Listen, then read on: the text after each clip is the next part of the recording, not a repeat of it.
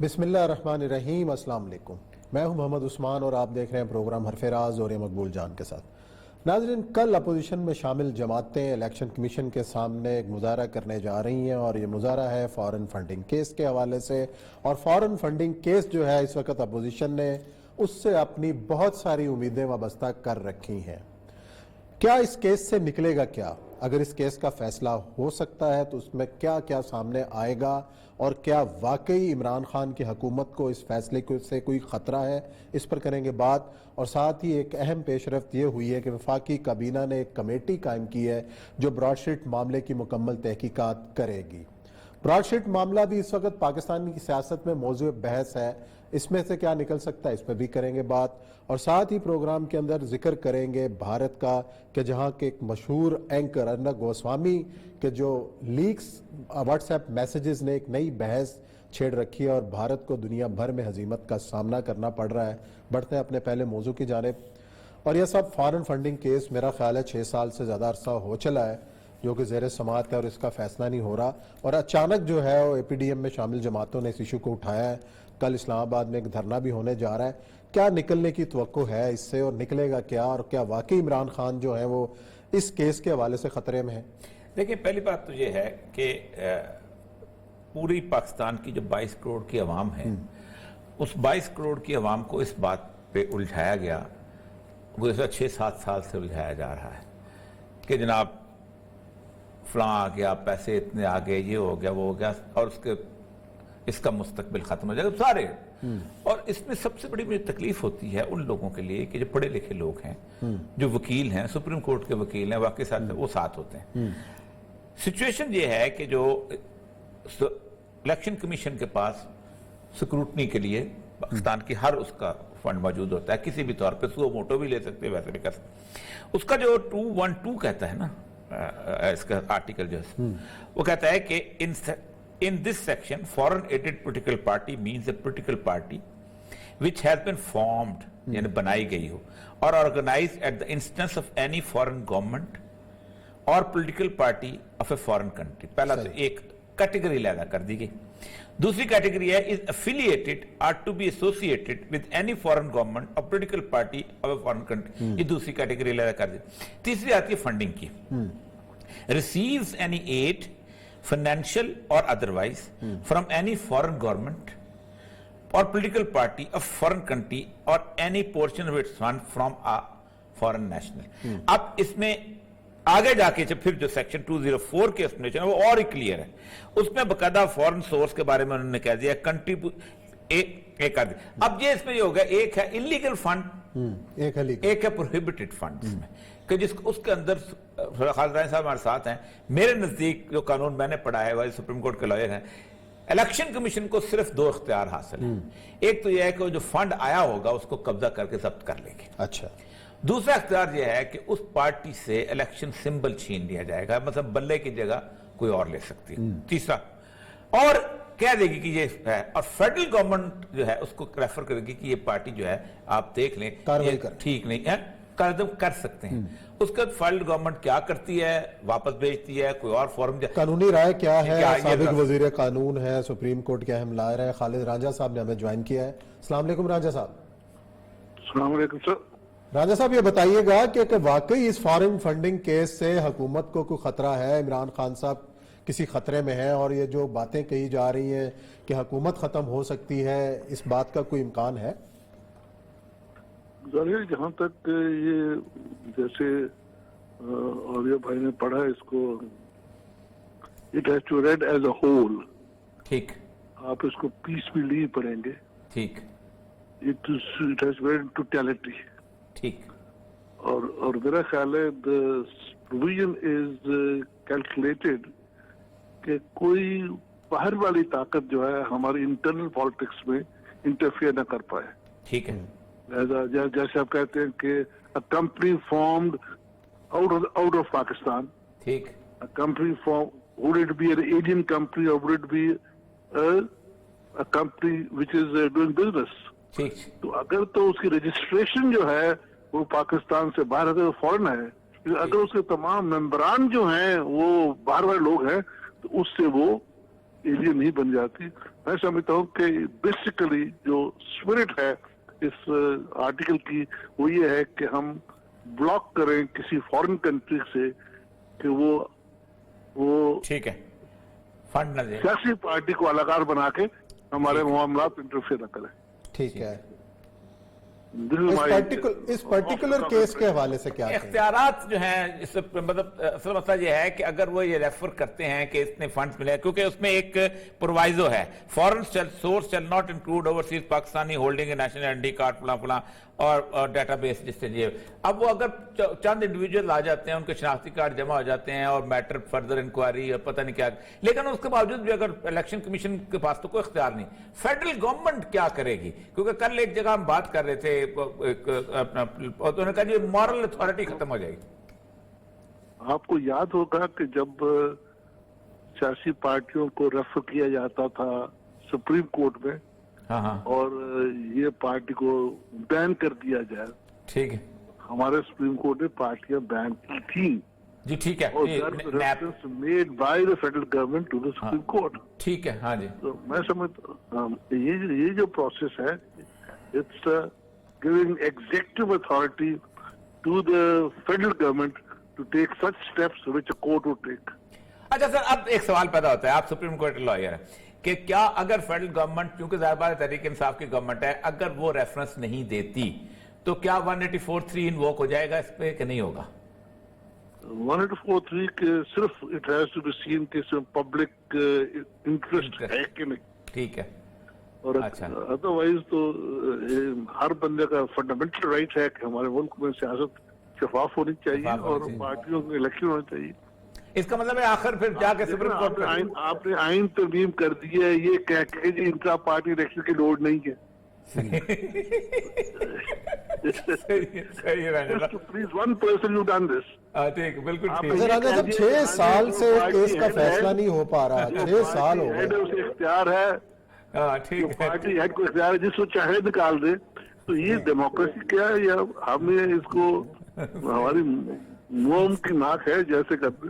ठीक है, ठीक। हमारे आइन में कोई तरमीम नहीं हुई जिसमें किसी का जाती फायदा ना हो। बिल्कुल ठीक। अच्छा राजा साहब, ये बताइए कि इतना अगर ये मामला नहीं है तो 6 साल क्यों लटक रहा है केस? 6 साल से क्यों नहीं फैसला कर पा रहे? उनकी कोई कंपल्शन नहीं है कि है इसमें। मैं समझता हूँ कि अदालतें जो हैं, अच्छी बात यह है, अदालतों को सियासत से बाहर रहना चाहिए। सही है, जब इस केस पे आएंगे तो शायबा होगा कि अदालत को इस्तेमाल किया जा रहा सही है एक है। सियासी काम के लिए। I wish they don't interfere. ठीक हो। थैंक कि यू। आज नून लीग ने ये कहा है कि सुप्रीम कोर्ट में इस केस को लेके जाएंगे। नून लीग ने आज ऐलान किया है, तो अगर सुप्रीम कोर्ट में ये मामला आता है तो उनको रोक तो नहीं सकता ना, मतलब हमारी अदालतों ने इंटरफियर किया है ना, किया और है, उसका रिजल्ट क्या होता है? ना मसला हल होता है और ना अदालत का वकार रहता है। ठीक, सही, बिल्कुल ठीक। ठीक है जी। बहुत बहुत शुक्रिया राजा साहब। देखिए अब आपको अंदाजा हो गया होगा कि क्यों गए। अब मैं बताता हूं क्यों गए। मसला साल यह है कि पीडीएम ने जो अपने हदाफ रखे थे ना, उस हदाफ में था कि सेनेट के इलेक्शन नहीं होंगे, लॉन्ग मार्च नहीं होगा, फलाना नहीं होगा, ये नहीं। अब वो तो खत्म, तो कुछ तो करना है, कहीं तो मेला लगाना है। वो ये मेला, वरना आज मेला लगाने की जरूरत नहीं। अब देखिए किस चीज पे मेला लगाएंगे? बाइकाट करेंगे, हम असेंबलियों का बाइकाट करेंगे, फलाना का बाइकाट करेंगे, इलेक्शन का बाइकाट करेंगे, सेनेट के इलेक्शन का बाइकाट करेंगे, लॉन्ग मार्च करेंगे, जलसे करेंगे, खत्म। अब इस वक्त लॉन्ग मार्च हो रहा है वैसे आज लॉन्ग के मार्च, इजलास आज में जो तो फैसला तारीख हुआ, नहीं आज जो लड़ाई हुई है, मैं आपको पूरी अंदर की कहानी बता है। लड़ाई हुई है जिस बात पे। हाँ हाँ, अच्छा। मौलाना फजल रहमान साहब ने कहा है कि लॉन्ग मार्च जो है ये फरवरी के सेकंड वीक में कर दो, ठीक है, या फर्स्ट वीक में ले जाओ। मार्च के फर्स्ट वीक में ले जाओ, नहीं, फरवरी के फरवरी के सेकंड first, वीक में ले अच्छा। जाओ। उन्होंने कहा कि नहीं, सेनेट के इलेक्शन से पहले हम मार्च नहीं करेंगे। ये किसने कहा?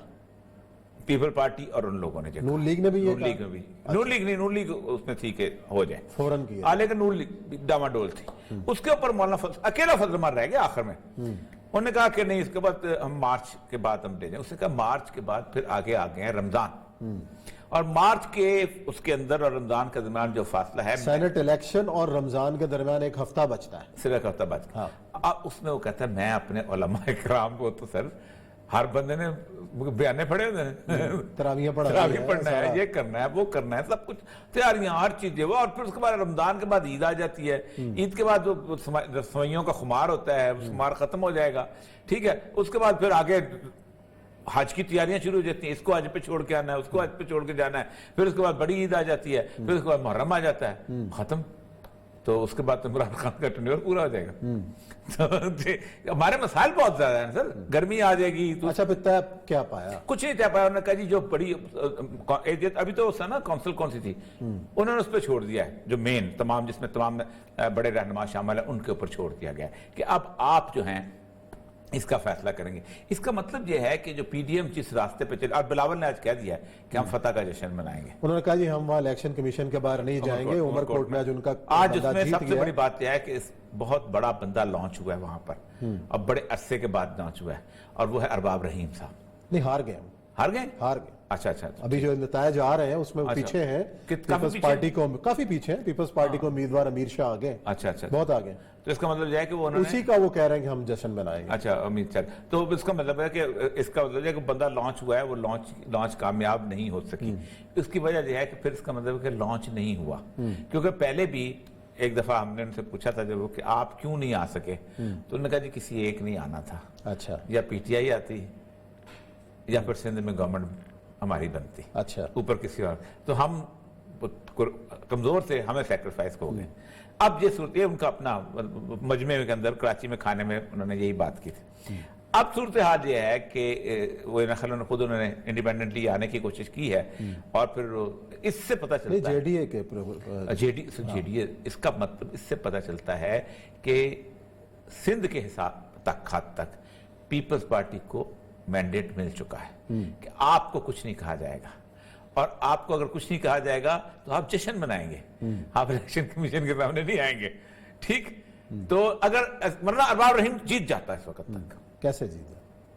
सर बहुत के वोटों से जीतना नहीं, आवाम के वोट हासिल किए जाते हैं ना। मतलब मेरे पास 50 वोट हैं तो मुझे अप्रोच किया जाता है, उसके पास होते हैं, मुझे एसएचओ कर लेगा, चलो मैं कमजोर आदमी हूँ, उसको एसपी कर लेगा, वो जरा ताकतवर आदमी है, वो जरा मजीद ताकतवर आदमी, उसको 4 बदमाश कर लेंगे, उसके बाद मजीद ताकतवर है कुछ और लोग कर लेंगे, बहुत सारे लोग हैं। वोट पाकिस्तान में राय के ऊपर तो वोट थोड़ा होता है, पाकिस्तान में तो ग्रुप्स होते हैं जिनको, तो आज वो जीत चुके होते हैं, मैं सही कहता हूँ। अच्छा। इसका मतलब है कि अगर आपने बहुत खबर मुझे नहीं पता था, अगर ये वो आज हार जाते हैं तो फिर आप आगे पीडीएम का मुस्तकबिल बिल्कुल आप समझे कि गया, क्योंकि पीपल्स पार्टी आखिरी जो इजलास में सिर्फ एक बात सोच रही है कि सिंध में हमने अपने पांव मजबूत कर लिए हैं, और वो समझते हैं कि मुराद अली शाह की गवर्नमेंट और बिलावल कंपैरेटिवली कायम अली शाह से लेके बाकी गवर्नमेंट से बेहतर परफॉर्म कर रहा है, और ये राय है, ये राय हमारी इंडिपेंडेंट राय भी है, और कराची के अंदर भी फिर सईद गनी की जो परफॉर्मेंस है वो भी बहुत बेहतर है एज कंपेयर टू, साथ लेके चलने की पॉलिटिक्स के अंदर आ गई है। वो कहते हैं हम पंजाब में इन रोड कैसे बनाएं, पीटीआई के होते हुए और नून लीग के होते हुए। पंजाब में इन रोड उस वक्त तक नहीं बन सकती जब तक आप एंटी नवाज शरीफ बयानियां न रखें, क्योंकि अगर आप आप पीपल्स पार्टी की मौत क्यों वाकया हुई है?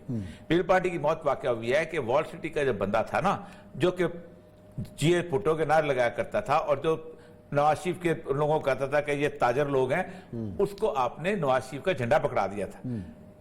और वो जो क्या नाम से उसकी जो किसे कहते हैं डेमोक्रेसी जमहूरियत जो आई थी, आप खुद सोचे, मैं तो उस अर्ली कैबिनेट के अंदर, मैं सेक्रेटरी कैबिनेट तो चीफ सेक्रेटरी होता है, मेंबर होता है सेक्रेटरी में, जिसमें ये राजा रियाज वगैरह बैठे होते थे, ये बड़े बेचारे मिस्कीनी के साथ शहबाज शरीफ के साथ बैठे होते थे, और उसको उन्होंने कहा आप दफ्तर नहीं देते, उन्होंने कहा तुसी अपना 90 शराब दफ्तर ले लो, शहबाज शरीफ ने कहा, उन्हें 90 शराब में राजा रियाज ने बैठना शुरू कर दिया।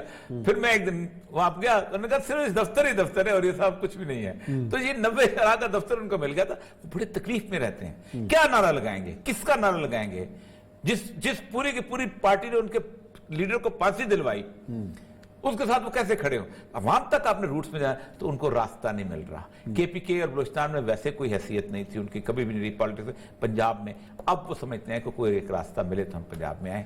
ये चीज चले जी, देखते हैं ये ऊँट किस करवट बैठता है। यहाँ लेते हैं ब्रेक, और ब्रेक के बाद आएंगे और प्रोग्राम का सिलसिला आगे जारी रखें।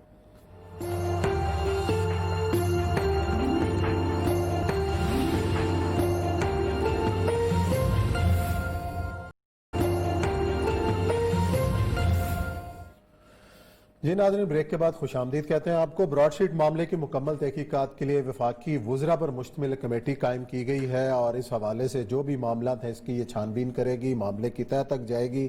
آخر یہ براڈ شیٹ معاملے سے پاکستان کو اب کیا امیدیں وابستہ ہیں اور عمران خان صاحب کی حکومت نے جو ٹاسک دیا ہے کابینہ کو، اس کے کیا جو ہے وہ ثمرات نکل سکتے ہیں، اس پر ہم کریں گے بات۔ اور ہمیں لندن سے معروف ماہر قانون بیرسٹر راشد اسلم صاحب نے جوائن کیا ہے۔ ظاہر ہے لندن کا معاملہ ہے، یہ براڈ شیٹ ہے کیا اور یہ کب سے پاکستان جو ہے قومی خزانے سے کتنے پیسے اس کمپنی کو ادا کر چکا ہے اور آگے کیا کر رہا ہے؟ السلام علیکم بیرسٹر صاحب۔ جی السلام علیکم عثمان صاحب، بہت شکریہ۔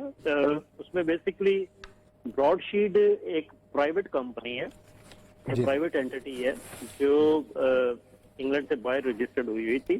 اس میں بیسکلی سن 2000 میں ایک کانٹریکٹ ہوا تھا جس میں جو نیب کے ساتھ کانٹریکٹ کے مطابق جو پاکستانی اوورسیز پولیٹیشنز تھے جن کے ایسٹس اوورسیز میں کہیں تھے، چاہے وہ انگلینڈ میں ہوں یا کہیں اور پہ ہوں، ان کو وہ کمپنیاں ریویل کر کے پاکستان میں لانا تھا۔ تو یہ کانٹریکٹ 2000 میں جب ہوا تو اس میں یہاں کا جو لوکل نیب تھا وہاں پہ ان کو ایک آفس بھی دیا گیا۔ اس دوران جو براڈ شیٹ یہ کہتی ہے کہ ہم نے بہت ساری انفارمیشن پاکستان حکومت کے ساتھ شیئر کی، بہت سارے ایسٹس ریویل کیے، لیکن پاکستان نے اس پہ کوئی بہت زیادہ سٹیپس نہیں لیے اور آہستہ آہستہ جو لسٹ تھی جو کہ تقریباً 200 لوگوں کی تھی اس کو بھی کم کر دیا گیا۔ یہ مسٹر کبھی مساوی کی جو اس میں جو تھا ان کا کہنا تھا۔ اب اس میں 2003 میں ایک سمپل لیٹر کے ذریعے اس کانٹریکٹ کو ختم کر دیا گیا پاکستان کی طرف سے۔ پاکستان نے کہا کہ ہم اس کو جاری نہیں رکھنا چاہتے۔ کانٹریکٹ کوئی بھی ہوتا ہے جی 2003 میں، اس میں پرابلم یہ ہے کہ جو بھی کانٹریکٹ ہوتا ہے نارملی تو بڑا ڈیٹیلڈ کانٹریکٹ ہوتا ہے اس قسم کا جو اسٹیٹ کے کسی بھی پرائیویٹ کمپنی کے ساتھ ہوتا ہے۔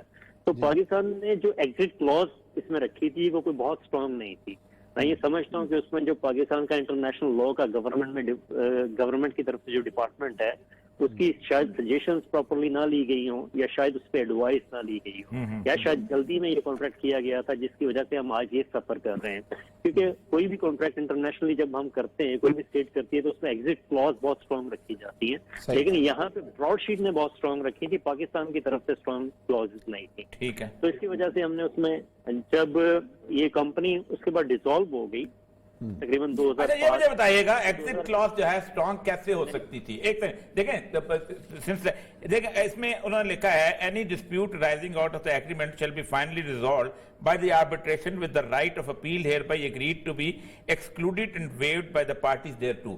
تو اس میں ایگزٹ کلاس کیا مطلب کس طریقے سے ہو سکتی تھی؟ اور دو چیزیں کیونکہ یہ اس ایگریمنٹ پہ پہلے ڈسکس کر لیتے ہیں۔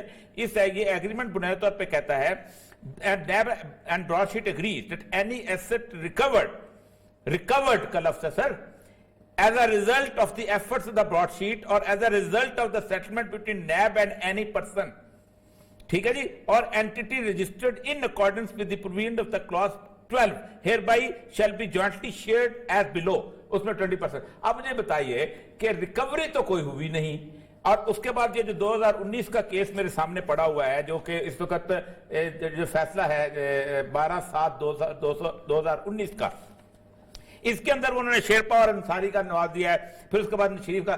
مجھے یہ بتائیے گا کہ یہ آربیٹریشن جو اس کلاس کے اندر موجود تھی کیا کر سکتی تھی مشرف گورنمنٹ، اور اس کے بعد کیا این آر او کا ایفیکٹ ہوا اس کے اوپر کہ آربیٹریشن میں جانا پڑا اور پاکستان کو یہ کاسٹ پڑی؟ اچھا، اس میں بیسکلی جو سب سے پہلے میں ریکورڈ پہ آؤں گا۔ ریکورڈ جب یو کے میں یوز کیا جاتا ہے تو اس لیے نہیں ہوتا کہ ریکورڈ کر کے آپ جو ہیں پیمنٹس پاکستان میں جمع کروا دیں گے۔ اس میں ریکورڈ کا مطلب یہ ہے کہ آپ کوئی ایسٹس ڈھونڈتے ہیں، ڈھونڈ کے آپ پاکستان گورنمنٹ کو بتاتے ہیں، ٹھیک ہے جی۔ اس میں جو براڈ شیٹ کا یہ کہنا ہے کہ ہم نے جب ڈاکومنٹس جب ہم نے وہ ریکور کیے ایسٹس مینس ہم نے ڈھونڈ لیے تو ہم نے پاکستان حکومت کو ان کی لسٹ دی کہ جی آپ وہاں اسٹیٹ میں جو گورنر ہیں ان کو یا گورنمنٹ کو یہ لیٹر لکھیں کہ جی یہ ہمارے ایسٹس ہیں، اور پاکستان کی طرف سے کوآپریشن نہیں کیا گیا۔ یہ ان کا کہنا ہے، یہ ان کا سٹینڈ ہے کہ آگے سے پاکستان حکومت نے بینگ اسٹیٹ وہاں پہ لیٹرز لکھنے تھے جو نہیں لکھے گئے۔ پہلے یہ بات۔ اچھا، دوسری جو ایگزٹ کلاس کی جو آپ نے سوال کیا اس میں بیسکلی نارملی یہ ہوتا ہے کہ ایک مخصوص پیریڈ رکھا جاتا ہے، 1 سال کا کانٹریکٹ ہوگا، 1 سال میں اگر آپ اتنے % ریکوری کر دیتے ہیں تو ہم آگے چلیں گے، دوسرے سال میں آپ اس سے زیادہ ریکوری کریں گے، تیسرے سال میں اتنے کریں گے۔ اب اس میں ریکوری کے بعد آپ نے جو फंड्स हैं वो ट्रांसफर करवाए या नहीं करवाए, ये भी लिखा गया था कॉन्ट्रैक्ट में। इस हवाले से मैं कहता हूँ कि पाकिस्तान वीक पोजीशन में था, पाकिस्तान उसमें बहुत स्ट्रॉन्ग कॉन्ट्रैक्ट कर सकता था, जो नहीं किया। अब जब कवे मुसावी, इसको मैं थोड़ा सा अगर आपको थोड़ा सा इसके बैकग्राउंड बता दूं, जो कि इंटरेस्टिंग बैकग्राउंड है, कि 2005 में जब ये कंपनी डिसॉल्व हुई तो जो चेरी जेम्स थे, जो इस कंपनी के रिप्रेजेंटेटिव थे, उन्होंने एक शेल कंपनी तैयार की। उन्होंने एक शेल कंपनी तैयार की, उन्होंने कहा जी मैं इस कंपनी का ओनर, तो आप मेरे से बात करें, जिसमें पाकिस्तान गवर्नमेंट ने बात की और पाकिस्तान गवर्नमेंट ने सेटलमेंट कर ली 5 मिलियन पे, और पाकिस्तान हुकूमत ने उनको 5 मिलियन पे कर दिए। 2009 में कवे मुसावी ने कहा कि नहीं जी उनकी कंपनी तो नहीं थी, कंपनी तो असल ये थी। उन्होंने कंपनी को दोबारा रीइंस्टेट किया और दोबारा प्रोसीडिंग स्टार्ट कर दी, क्योंकि उनको पता चल गया कि जी पेमेंट है, पेमेंट आ सकती है, एक उम्मीद हो जाती है। तो उसके नतीजे में वो सारा केस लड़ते लड़ते अब भी अगर आप देखें तो कभी मुसावी की हो सकता है उसमें इन्वेस्टमेंट ना हो सकता है और पार्टीज जो हैं वो इन्वेस्टमेंट उसमें कर रही हैं, क्योंकि इसमें जब सवाल पूछा गया उनसे कि डायरेक्टर्स कितने हैं या कौन कौन से लोग हैं, तो उन्होंने उनके कोई भी नाम या कोई भी चीज अफशा नहीं की। तो इसमें एक अहम चीज और ये है कि हमने जब एग्री किया आर्बिट्रेशन कोर्ट पे, तो हमने उन्हें कहा कि उनका फैसला हतमी होगा, क्योंकि जब हम अपील लेके लंदन हाई कोर्ट गए हैं तो हाई कोर्ट ने ये कहा कि जी आपने इस पे माना हुआ था कि जो अवार्ड होगा वो हतमी होगा आर्बिट्रेशन के हवाले से, तो हम इस पे अपील को इतना एंटरटेन नहीं कर सकते।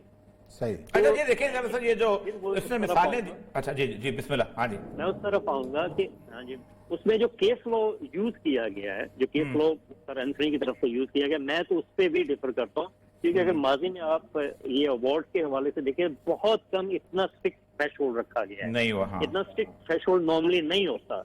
तो उसमें हो सकता है कि हमारी तरफ से, हमारी लीगल टीम की तरफ से, या इस पूरे प्रोसीजर में कुछ खामियां हमारी तरफ से रही हैं, जिसकी वजह से हम उसको लूज करते गए, क्योंकि बहुत सारी ऐसी चीजें जिसमें हमने ताखीर भी की, बहुत सारी। अगर उस्मान साहब आपको याद होगा, एक दफा पहले भी आपसे बात हो रही थी, तो हम इस हक में थे कि इसको फौरी तौर पे खत्म करना चाहिए, इसको फौरी तौर पे इसकी सेटलमेंट की तरफ जाना चाहिए, क्योंकि बीइंग लॉयर मुझे पता है कि जो 1 घंटा भी होता है वो कॉस्ट पड़ रही होती है, तो हमें उसको पहले खत्म कर लेना चाहिए था, जो हमने खत्म नहीं किया। अब 26 मिलियन तो हमने दे दिया है, लेकिन अभी कॉस्ट उनकी रहती है, ये तकरीबन 69 या 70 या 60 से 70 के दरमियान हमें ये केस पड़ेगा। तो ये हमारे लिए सबक भी है आगे, क्योंकि पीछे अगर देखें तो बहुत सारे केस हम हारते आ रहे हैं।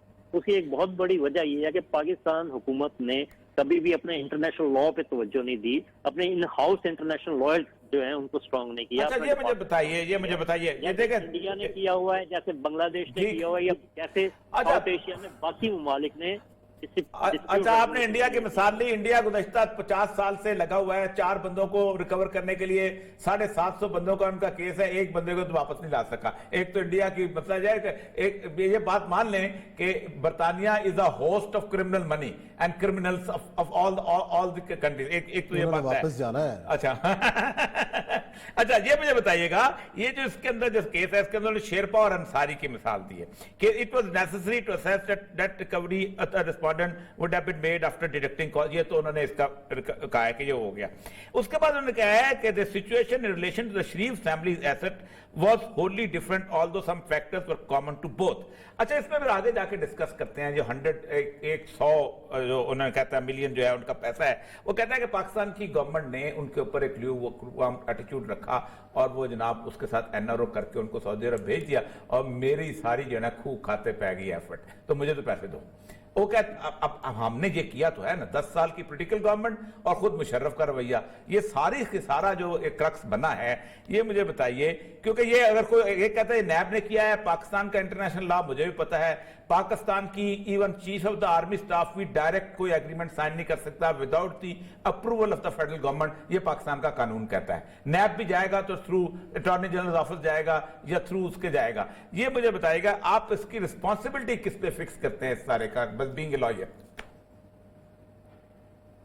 देखिए उसमें बहुत सारे रिजीम्स चेंज हुए। सबसे पहले तो जब एग्रीमेंट किया गया वो रजीम जुम्मेदार है, उस जो भी बख्तियार लोग थे उनका, हमारा फॉरेन ऑफिस भी उसमें जुम्मेदार है, हमारे लीगल डिपार्टमेंट जो इसको डील कर रहे थे वो भी जुम्मेदार है। उसके बाद आगे अगर चलें तो इस केस में जिस तरह सेटलमेंट की गई या जिस तरह हमने प्रोसीड किया, हम उसको बहुत बेहतर अंदाज में प्रोसीड कर सकते थे। हमने 19 साल उसमें लगा दिए, हम उसको बहुत पहले खत्म कर सकते थे। हो सकता है वो 5-6 मिलियन और लग के खत्म हो जाता, जो अब हमें बहुत लंबा चौड़ा बिल पे करना पड़ रहा है। तो इसमें इस दौरान एक पे जुम्मेदारी डालना बहुत मुश्किल हुआ कि नवाज शरीफ साहब भी बरसरेकदार रहे, पीपल्स पार्टी भी बरसरेकदार रही, तो बहुत सारे स्टेक होल्डर्स उस दौरान स्टेट में रहे हैं। तो इस हवाले से जो सबसे अहम चीज है, मैं फिर कहूंगा कि जो वजारत खारजा होती है उसकी जिम्मेदारी होती है कि वो इंटरनेशनल लॉयर्स इतने अच्छे रखे कि वो एवरी टाइम इस पे काम कर रहे हैं। तो जिम्मेदारी उनकी बनती है। बाकी रजीम चेंज होते रहते हैं, क्योंकि किसी भी स्टेट में जो स्टेट के जो इंटरेस्ट होते हैं वो उन्होंने वॉच करने होते हैं। और ये जो हम इतना बड़ा नाम सुनते आ रहे थे अमर बिलाल सूफी का, जिसका नाम इसमें आ रहा है, हम समझते थे पाकिस्तान का पता नहीं बहुत बड़ा सुरखाब का पर उसको लगा हुआ है, तो ये तो उसके ड्राफ्ट में शामिल है उसके अंदर। हाँ जी, देखिए वो उसमें मैं ये इस बारे में कमेंट इसलिए नहीं कर सकता कि उस वक्त वही कंपनी थी, वही प्रोसीडिंग्स कर रही थी जो शेल कंपनी थी। तो कई दफा ये हो भी जाता है। तो लेकिन थोड़ा सा जिस तरह पहले मैंने कहा कि हमारी अपनी जो थोड़ी सी स्क्रूटनी या हमारी अपनी इन्वेस्टिगेशन ज्यादा स्ट्रांग हो इस हवाले से, तो हम आगे मार नहीं खा सकते, क्योंकि पिछले 4-5 सालों में हमने काफी सबक दिए हैं, इंटरनेशनल केसेस हमने काफी हारे हैं। तो आगे हमारे लिए बेहतर है कि हम अच्छे तरीके से तैयारी करके अपने डिपार्टमेंट्स को एस्टेब्लिश करें। चले जी, बहुत शुक्रिया बिरसे साहब, आपने वक्त दिया और आसानी से जो आसान अल्फाज में हमें समझाया गई है कहानी थी क्या। नाज़रीन, लेते हैं ब्रेक और ब्रेक के बाद आएंगे और प्रोग्राम का सिलसिला जारी रखें।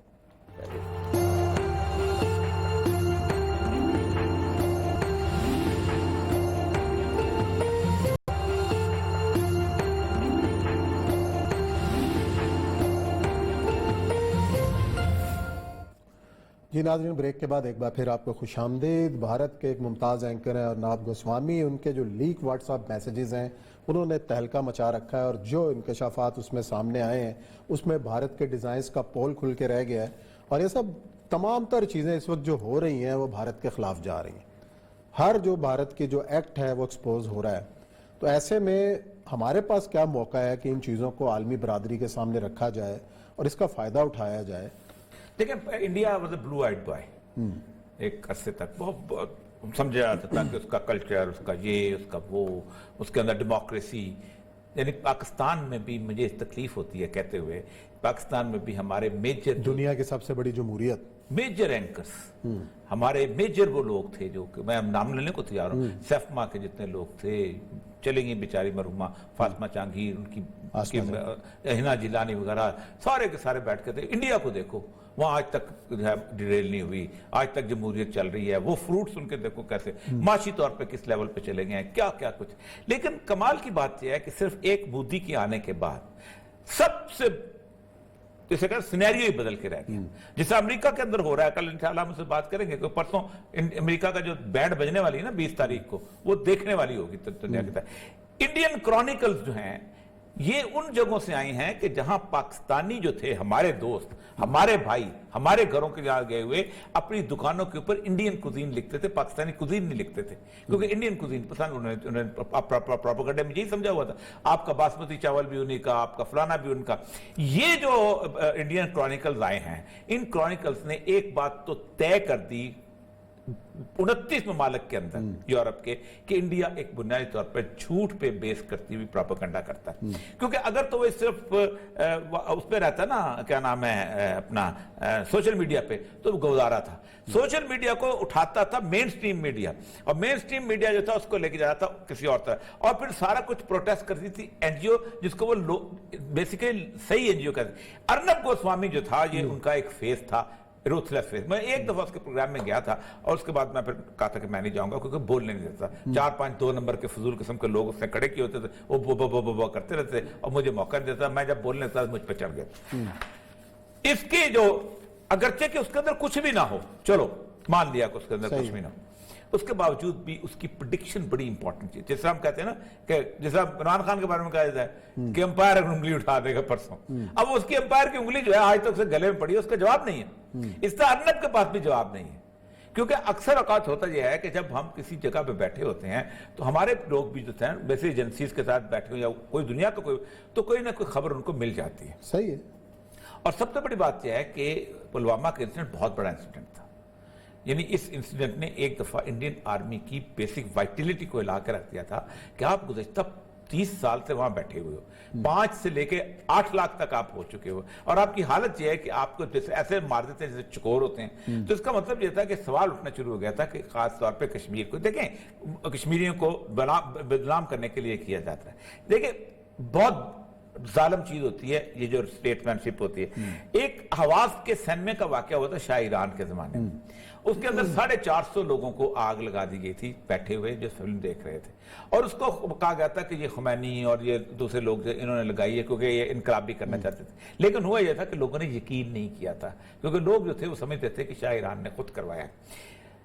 مودی کی فضا بھی اب یہی انڈیا میں بنتی جا رہی. پہلے مودی کو یقین کرتے تھے کہ انہوں نے کیا، اب وہ فضا بالکل الٹتی جا رہی ہے.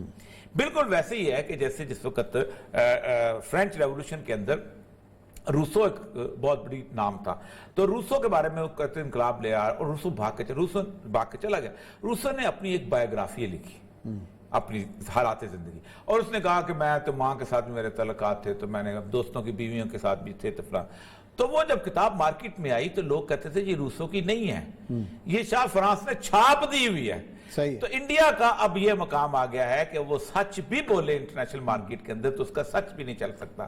پاکستان کو اس کا میکسیمم فائدہ اٹھانا چاہیے، جس لیول پہ بھی ہو اس کو اٹھانا چاہیے، آپ کے میڈیا کے لیول. اور سب سے بڑا بات اس کی بڑی ٹھیک تھی وہ جب وکیل صاحب تھے کہ پاکستان میں انٹرنیشنل لیول پہ اپنی کوئی لابی نہیں، نہ لائر ٹھیک پکڑتے ہیں، نہ میڈیا والا کو ٹھیک پکڑتے ہیں، نہ میڈیا والا کو تعلقات ان کے ساتھ. آپ اندازہ کریں کہ تقریباً 100 کے قریب ہمارے کمرشل پریس کونسلرز ہیں پورے دنیا میں، کھابے کھا رہے ہوتے ہیں، ایک کر رہے ہوتے ہیں، ان کے پاس پیسے ہوتے ہیں، فنڈ ہوتا ہے ان کو جرنلسٹوں کو کھلانے پلانے. میں نے ایک وہاں گیا ہوا تھا، میرا ایک دوست نے اعظم صاحب سیکٹری انفارمیشن ہے آج کا پتہ نہیں پریس انفارمیشن، تو اس نے کہا میں نے کہا کھانا تم وہاں سے کھلا رہے فنڈ ملا ہوا ہے اس کا.